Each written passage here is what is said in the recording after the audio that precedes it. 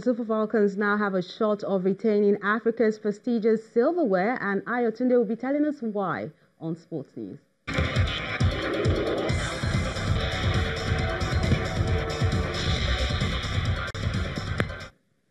Yes, indeed, the Super Falcons have their eyes on the prize within their world. They have qualified for the semi-final stage of ongoing by 6-0 in their final.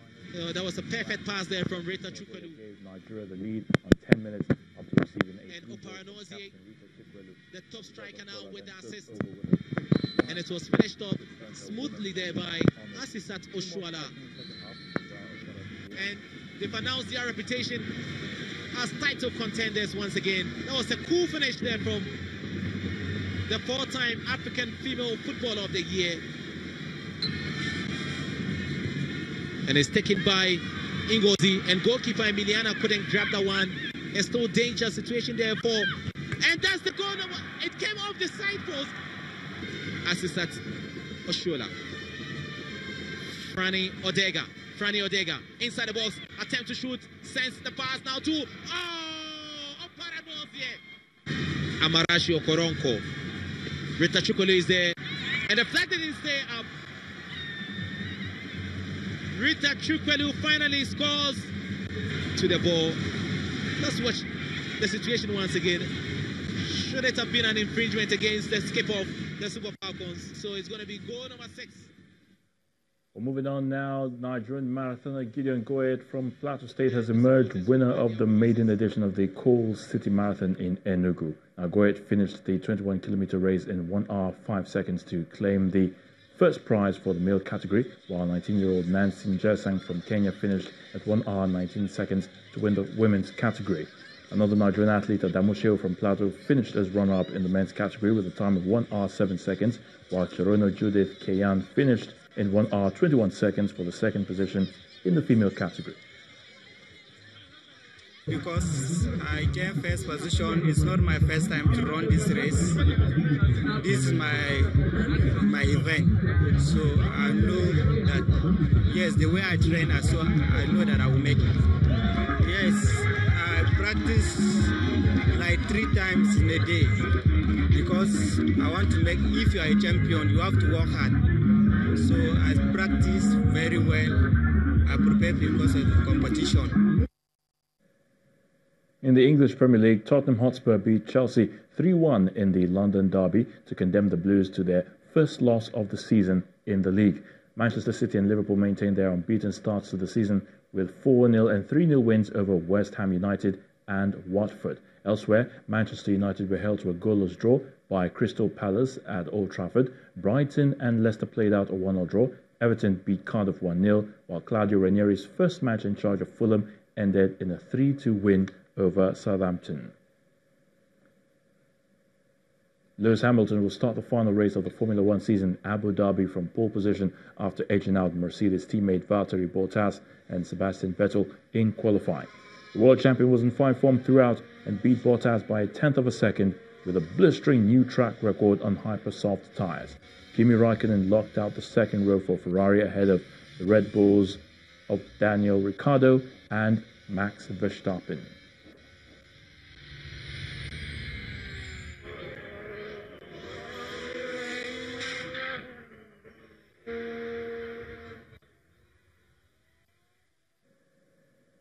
Phil Mickelson has beaten Tiger Woods to win the $9 million match play exhibition in Las Vegas, USA.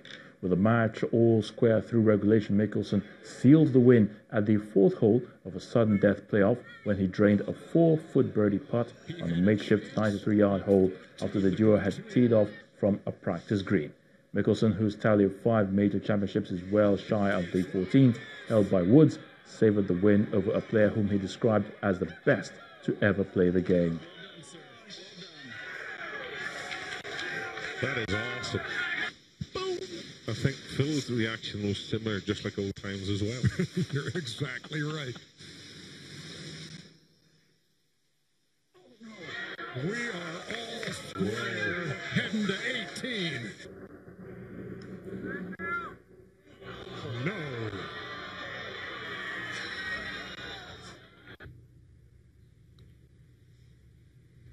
Oh, I didn't hit it. Go, go, go, go, go! Oh! That's good.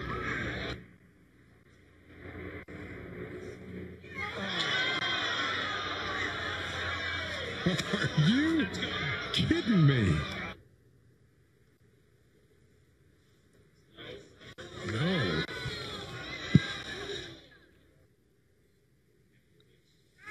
And there, at long last, it is. Phil Mickelson goes home $9 million rich, and that's a wrap on sports news. I'm Ayotunde Balogun. The news at 10 continues shortly.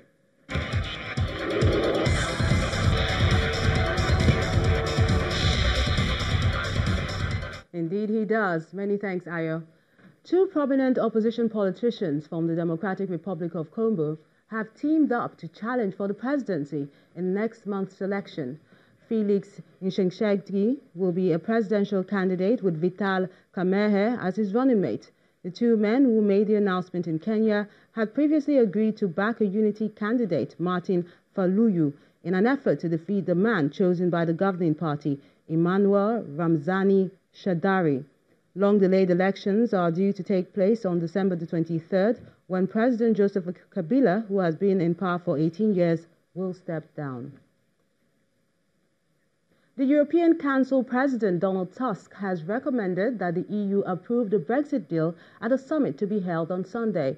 This comes after the UK Prime Minister Theresa May held talks with top EU officials ahead of the special summit in Brussels, which will address two key Brexit documents. Spanish Prime Minister Pedro Sanchez had received assurances from the UK government over Gibraltar and decided to drop his earlier threat to boycott the summit. The terms of UK's withdrawal have been under negotiation since June 2016, following a referendum in which 51.9% voted to leave the EU. The UK is scheduled to leave the EU on March the 29th, 2019. Well, let me just say a word about the position regarding Gibraltar.